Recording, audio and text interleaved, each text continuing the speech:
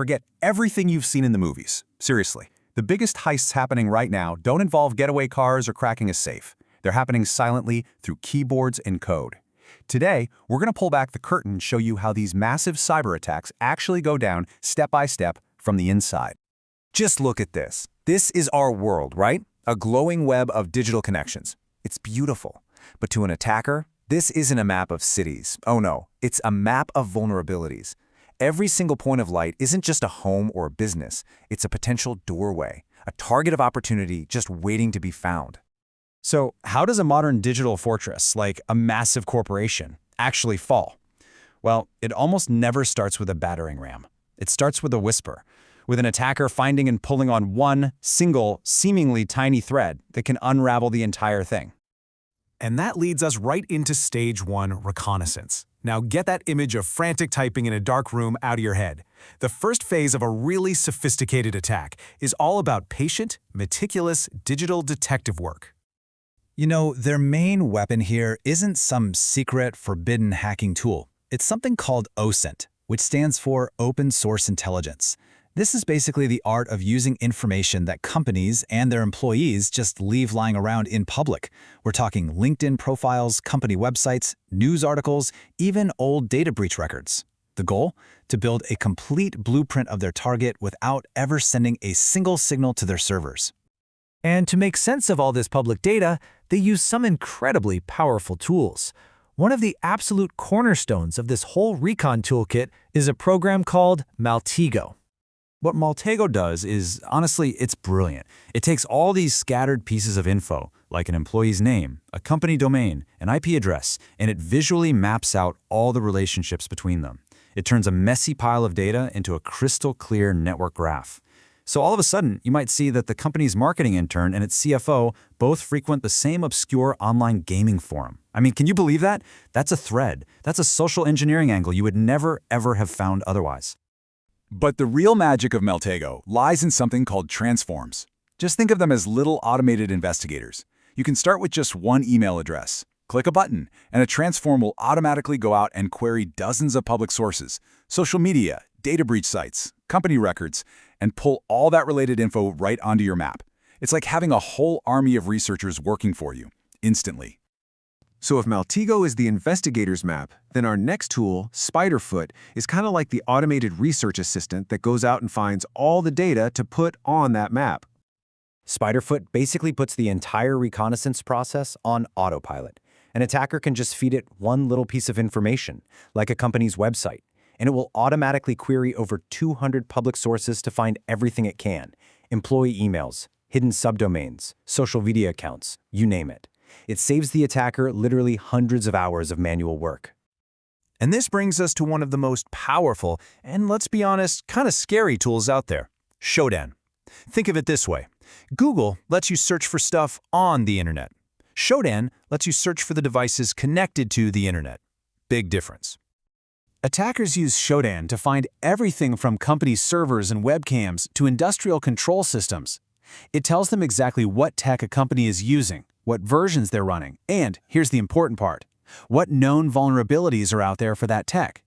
They can even find physical devices, like insecure building access systems, just hanging out on the web. This is exactly how they find the digital equivalent of an unlocked window. Okay, so the attacker has done their homework. They've used tools like Maltego and Shodan to build this incredibly detailed blueprint of the organization, its people, and its tech. But all of that information is totally useless without a way in. So now they shift from passively gathering intel to the active phase, using every single piece of that intelligence to craft the perfect weapon.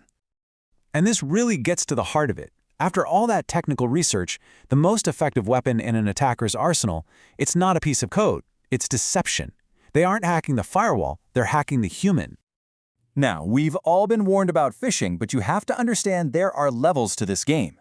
Static phishing is the basic stuff, a simple fake login page. You put in your password, they've got it. But the sophisticated attackers use dynamic phishing. This is a live, real-time attack that acts as an invisible middleman and is specifically designed to defeat modern defenses like two-factor authentication. Tools like GoPhish make it super easy to create these traditional static phishing campaigns, and yet they still work on people who aren't prepared. but they're completely stopped by modern defenses like multi-factor authentication or MFA. And that's exactly why the real pros have evolved their tactics. So how do they beat MFA? With something called an adversary in the middle attack, and it is devilishly clever. The victim gets a link, just like normal. They click it, and they see what looks like a perfect copy of their logging page. They enter their username, their password, and even their MFA code. But here's the twist. The attacker's server, this proxy, is passing all of that to the real website in real time, and it's capturing the prize on the way back. And this diagram shows you exactly how a tool like EvilJinx 2 pulls it off. See, the attacker isn't just stealing your password or your MFA code. No, they're intercepting the real prize, the authenticated session cookie. That's that little response with cookie piece you see right there. The real website sends that back after a successful login, and with that cookie, the attacker can just walk right into your account. No password, no MFA needed, because as far as the website is concerned, they are you. So, the attacker is in. They have the session cookie, and they've completely bypassed the defenses. Now we see the real-world impact. This is the moment when all that quiet reconnaissance explodes into devastating consequences. And look, these aren't just theoretical attacks. This playbook is behind some of the most infamous breaches in history. The Target breach? It started with credentials stolen from a vendor. The Colonial Pipeline shutdown? That happened because of a single compromised VPN account that didn't have MFA. The methods we've just walked through have real, catastrophic outcomes. And the fallout is just immense. It's not just about the immediate financial hit from theft or ransomware. It's about shutting down critical operations, the permanent damage to a company's reputation and their customers' trust, and the intense regulatory nightmare that follows. The damage just ripples outward for years. Okay, so that's the attack. It's scary stuff, I get it, but the whole point of understanding the playbook isn't to be scared, it's to be prepared. So now we pivot to the most important part. How do we build the shields to defend against this? There is a defense. It's a layered strategy. It starts with technical controls like strong email authentication to block fakes, and crucially, phishing-resistant MFA.